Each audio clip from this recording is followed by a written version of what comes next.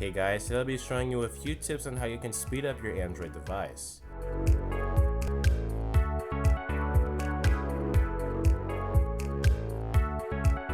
Now if you already have like a flagship, like one of the recent Galaxy devices like the Note or the Note 10, maybe even like one of the mid-range like flagship killers from OnePlus and Xiaomi, then you really don't need to do this. And if you have like a bad like home launcher, the software is just kind of weird skinned, then this may potentially help you out.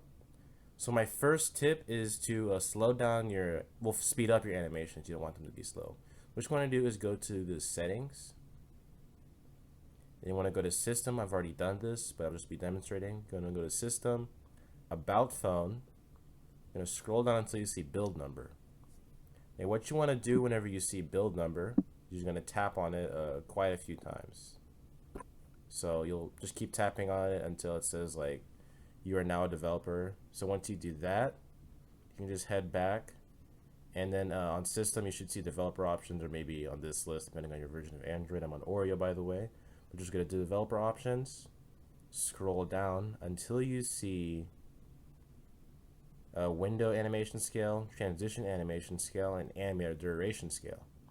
Now what you want to do is tap on all of these and set them to 0.5x.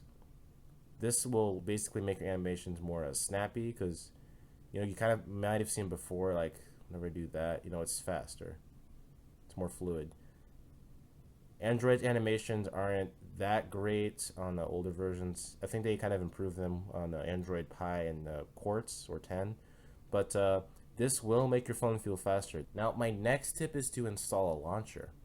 Now launcher is essentially like your home screen. This is the default home screen on the Moto Z. See, it's have all your apps, swipe up for the app drawer, stuff like that. What you want to do, one I recommend is Nova Launcher. This is one of the more popular ones, and I already have it installed because I've already used it before. But if you have not like stock Android like a Pixel or even like a Moto, having like a custom launcher will definitely make the experience much more better, because I know a lot of launchers, they put like a lot of bloat. It's just kind of messy.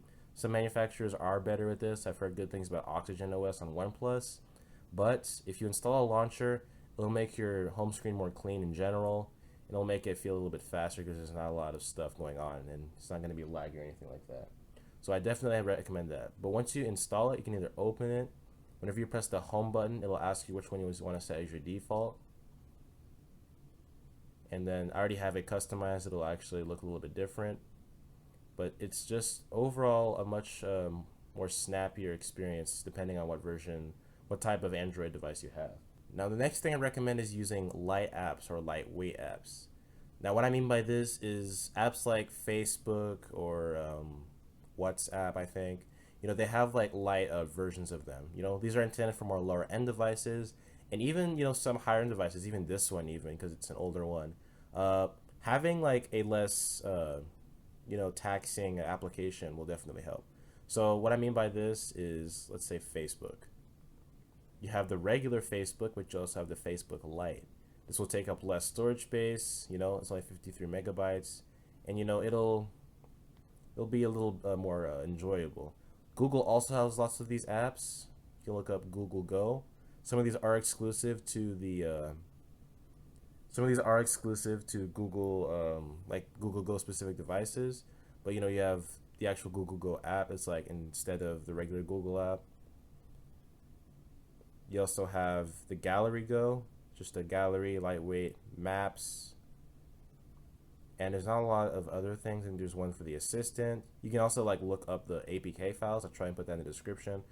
But having light apps, lightweight, will definitely improve the general usability of your smartphone. So the next thing I recommend is hibernating your apps. Now, if you have like a smartphone, there's going to be apps running in the background. Say like your messages, for example. It's kind of just sitting there, waiting for notification to be sent to you. So, and this isn't just for messaging, really anything. But anyway, a way to fix like all your background processes, not eating up everything, is getting an app called Greenify.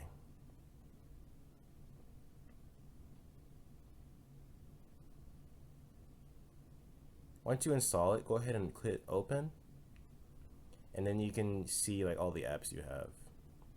So this basically allows you to kind of disable or see what apps are actually like running in the background.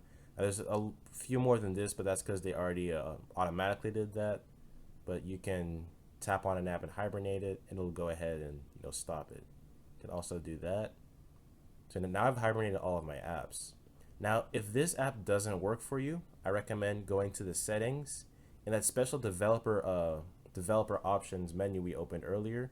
You go to System, back to Developer Options, or however you can access that, and scroll all the way down to the bottom until you see Background Process Limit. Now, if you lose like a lot of apps, like lots of messaging, social media, etc., this might not be the best option because some of those apps won't work. It'll like prioritize some, or just some won't work at all because you've limited the amount of apps.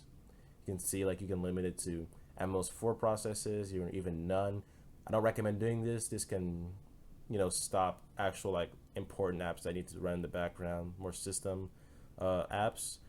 But if you can put it at like 3 or 4, it should be all right if you don't use a lot of apps. But you can do this if you want. It might help. But if you use a lot of apps, then this may not be for you. The next thing I recommend is uninstalling bloatware or other unnecessary apps.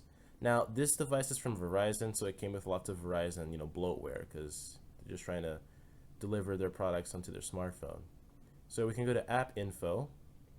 You see, I've already done a lot of this, but I can show you how to. So you see, this was pre-installed, but you can't fully uninstall it.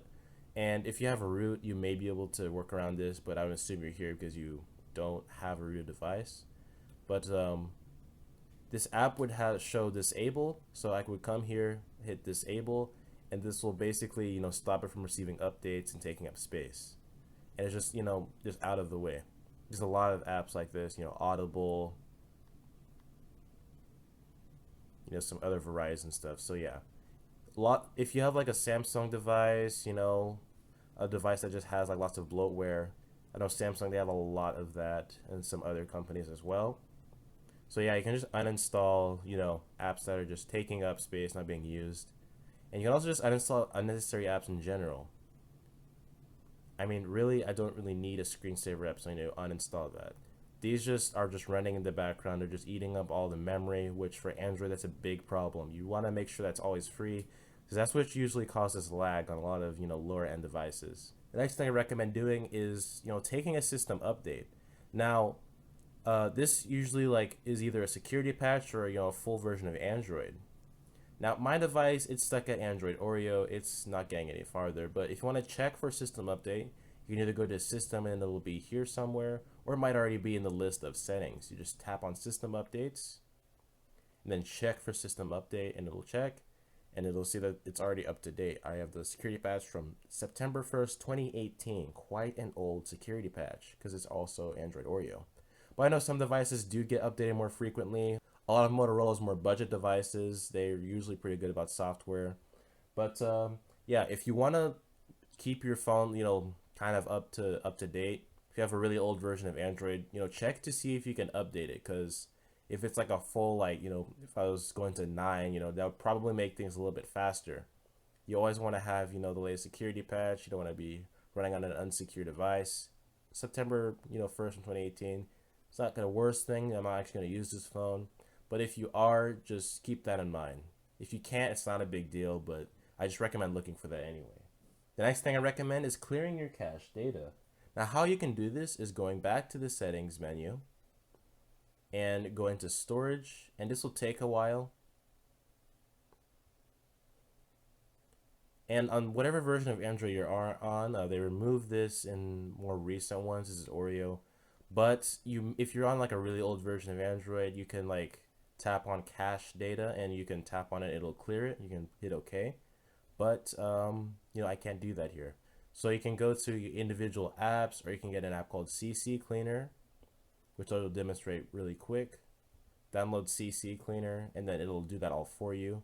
Because some devices, they've removed that functionality. You can just do quick clean. This is the cache I was talking about earlier. This is temporary files that your phone stores so it can open quicker, stuff like that. You can really clear this. It just takes up space. If you have, a bigger internal storage size, it's probably okay. But you want to clear this by clicking Finish Cleaning. Then that'll essentially clean all of the junk. And whenever you're done with that, it should say cleaning finished and you'll all be good to go. So my next and final tip is freeing up your internal storage. Now this is a big one, as if your storage is full, things will definitely slow down. You need to have some free storage space reserved so like your system can, run well. Over time, storage will just kind of fill up just, as you use your device for like apps and stuff. But I mean, my storage space I now have 2 gigabytes. Now that's only because I freed up some cache. Now you can also just do this by uninstalling apps, archiving your photos somewhere to something like Google Photos, like right here. You can also get an SD card if your device supports that. But always keeping your storage space, fairly free is always a good practice. As you'll eventually get like an error, not error message, but a little notification saying you need to free up your storage space. Some things may not work. And your phone like doesn't just like, just stop working. It will continue working, but those things don't work as well and it's a little bit slower. Well guys, hopefully these tips can help you speed up your Android device. If you have any questions or suggestions, please let me know in the comment section and I'll do my best to get back to you. If you did enjoy the video, hit that like button, but if not, you know where to go. While you're there, consider subscribing to the channel and enable notifications for more quality tech videos. Anyways, thanks for watching and I'll see you later.